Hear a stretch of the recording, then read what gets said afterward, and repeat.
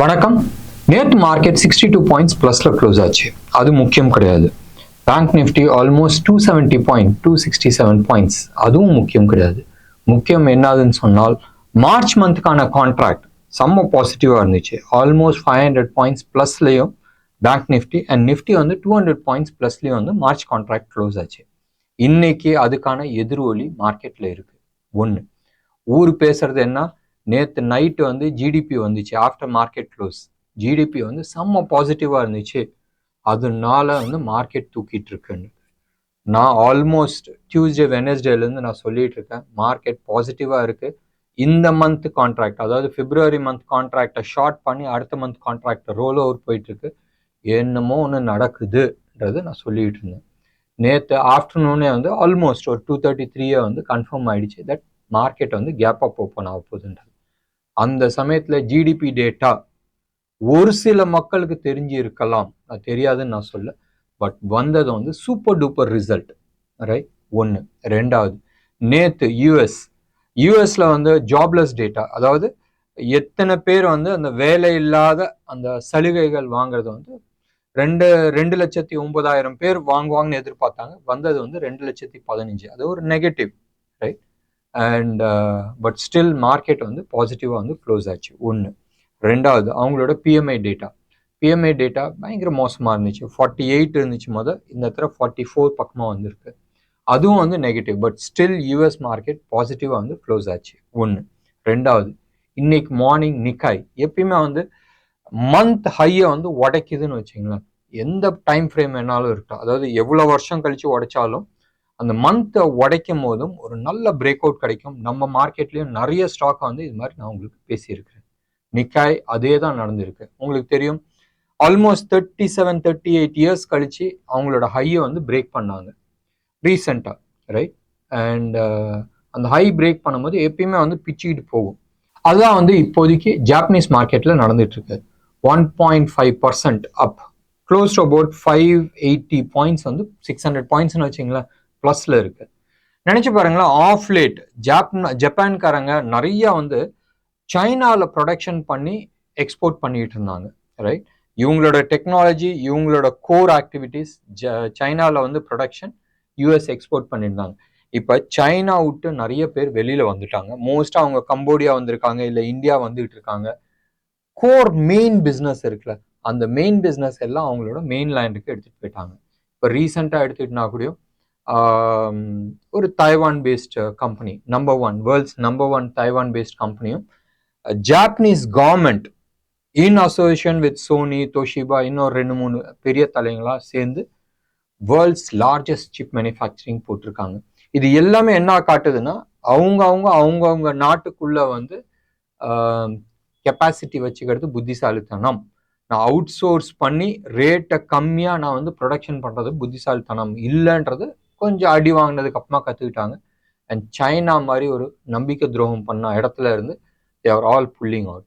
இதுக்கான எதிரொலி தான் அது. இந்தியன் மார்க்கெட் எக்ஸாக்ட்லி அதை வந்து மறுபடியும் வந்து பெரிய லெவலில் எடுத்துகிட்டு போகிறதுக்கான சான்சஸ் இருக்குது. இந்தியாவில் பாசிட்டிவ் நியூஸ் இருக்குது, ப்ளஸ் டேட்டா வைஸ் நீங்கள் எடுத்துக்கிட்டாலும் பாசிட்டிவாக இருக்குது. இந்த ஏஷியன் கியூஸ் இது எல்லாமே சேர்க்கும் போதும் ஒரு நியூ ஆல் டைம் ஹை வரதுக்கான பாசிபிலிட்டிஸ் இருக்குது. நான் வந்து ஆல்மோஸ்ட் ஒரு 1 வீக் முன்னாடி வந்து நான் சொல்லியிருந்தேன், மோஸ்ட் லைக்லி இந்த மந்த் எண்டுக்குள்ளே வந்து நியூ ஆல் டைம் ஹை 22,350 அந்த ஜோன் வரும்ன்றது நான் எதிர்பார்த்துட்டு இருந்தேன். ப்ராபப்ளி பார்க்கலாமே, இன்னைக்கு அந்த 350 லெவலை வந்து தொடுதான்றது பார்க்க வேண்டிய ஒரு விஷயம். ஆப்ஷன் டேட்டா பிரகாரம் நம்ம வந்து எடுத்துக்கிட்டோம்னு சொன்னால், நிஃப்டியை பொறுத்த வரைக்கும் ஹையஸ்ட் கால் 23,200 லெவலில் தான் ஜாஸ்தி இருக்கு. But highest change in open இன்ட்ரெஸ்ட்னுவாங்க, அது வந்து 22,300 லெவலில் இருக்கு. புட்டை பொறுத்த வரைக்கும் சம்வேர் க்ளோஸ் டு அபவுட் 22,000 லெவலில் தான் ஹையஸ்ட் புட்டு இருக்கு.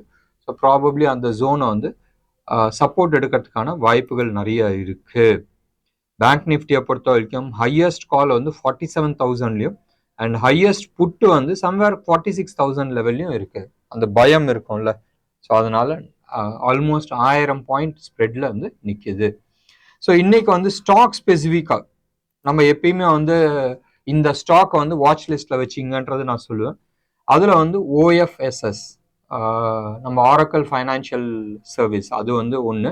இன்னொன்று வந்து பெட்ரோநெட்.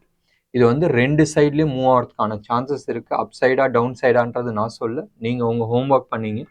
இது வந்து ஓப்பன் இன்ட்ரெஸ்ட் பேசிஸில் நம்ம எடுத்துருக்கிறோம் ஒன்று. ரெண்டாவது, இந்த மூவ் வந்து மோஸ்ட்லி இன்னைக்குலேருந்து ஒரு 3 நாளைக்குள்ளே வரதுக்கான வாய்ப்புகள் இருக்குது. 3 ட்ரேடிங் டேஸ்ன்னு வச்சுங்க ஒன்று. ரெண்டாவது, ஞாபகம் வச்சுங்க, இன்னைக்கு தான் வந்து மார்ச் மந்த்துக்கான ஃப்ரெஷ் கான்ட்ராக்ட். ஸோ அந்த கழுத்து நெரிக்கிற மாதிரி ஷார்ட் கவரிங்ஸ் இருக்காது. நேற்று நடந்துச்சுல அது மாதிரி வந்து ஷார்ட் கவரிங்ஸ் இருக்காது. ஸோ அந்த பர்சன்டேஜ் ஆஃப் ரிட்டர்ன் கொஞ்சம் கம்மியாக இருக்கிறதுக்கு வாய்ப்புகள் உண்டு. எனிவே மூவ் வந்து மோர் தென் 2% இருக்கிறதுக்கான வாய்ப்புகள் உண்டு. இன்னொன்று விஷயமும் நான் வந்து உங்களுக்கு ஷேர் பண்ணணும்னு நான் விருப்பப்படுறேன். எங்கள் டீம் வாட்ஸ்அப் சேனல் இருக்குது எங்களுது. இந்தியா டைரக்ட்னு நீங்கள் செக் பண்ணால் வாட்ஸ்அப் சேனல் இருக்குது. அந்த சேனலில் போய் சப்ஸ்கிரைப் பண்ணுங்கள். ஆல்மோஸ்ட் அபவுட் 1400 மெம்பர்ஸ் இருக்காங்க. அதில் வந்து டெய்லி மார்னிங் வந்து டேட்டாஸ் வந்து அப்டேட் பண்ணுறாங்க. நிறைய, அதாவது இன்னைக்கு மார்க்கெட் ட்ரேட் பண்ணவங்க, இது வந்து மோர் ஃபார் இன்ட்ராடேக்காக யூஸ்ஃபுல்லாக இருக்கும். அண்ட் அது இல்லாத நிறைய லாங் டேர்ம் நியூஸும் வந்து நாங்கள் அதில் போட்டுட்ருக்கோம். அது வந்து ஒரு இன்ஃபர்மேஷனாக உங்களுக்கு வந்து யூஸ்ஃபுல்லாக இருக்கும். மேபி உங்களுக்கு ட்ரேட் எடுக்கிறதுல வந்து யூஸ்ஃபுல்லாக இருக்கலாம், பிளானிங் பண்ணுறதுல யூஸ்ஃபுல்லாக இருக்கலாம். சப்ஸ்கிரைப் பண்ணுங்கள், சப்ஸ்கிரிப்ஷன் தானே.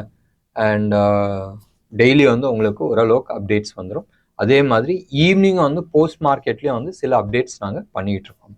மிக விரைவில் மற்ற சோஷியல் மீடியாலையும் நாங்கள் வருவோம். வரும்போதும் நான் வந்து உங்களுக்கு அப்டேட் பண்ணுறோம். ஒரு தெளிவான விஷயத்த நான் சொல்லிடுறேன், நான் எந்த விதமான டெலகிராம் சேனலில் கிடையாது. செக் பண்ணி பார்த்துக்கிட்டு இருந்தேன். நான் ஒன்றே ஆரம்பித்தேன், பட் நிறைய டூப்ளிகேட் வர ஆரம்பிச்சிச்சு, நிறைய ஃபேக் வர ஆரம்பிச்சிச்சு. அதனால அதை விட்டு நவுந்தாச்சு. ஸோ எந்த விதமான டெலகிராம் சேனல்லையும் நான் இல்லை. ஸோ அந்த இதில் போயிட்டு மாட்டிக்காதீங்க ஒன்று. ரெண்டாவது, டெலகிராம் சேனல்ஸை வச்சு நான் எந்த பேமெண்ட்ஸும் நான் கேட்கல. என்ன நேர்களே, இன்னைக்கு ப்ரோக்ராம் உங்களுக்கு பிடிச்சிருந்துச்சுன்னா லைக் பண்ணுங்கள், ஷேர் பண்ணுங்கள். டெஃபினட்டாக உங்களோட கமெண்ட்டை கமெண்ட் பாக்ஸில் கொடுங்க. நன்றி.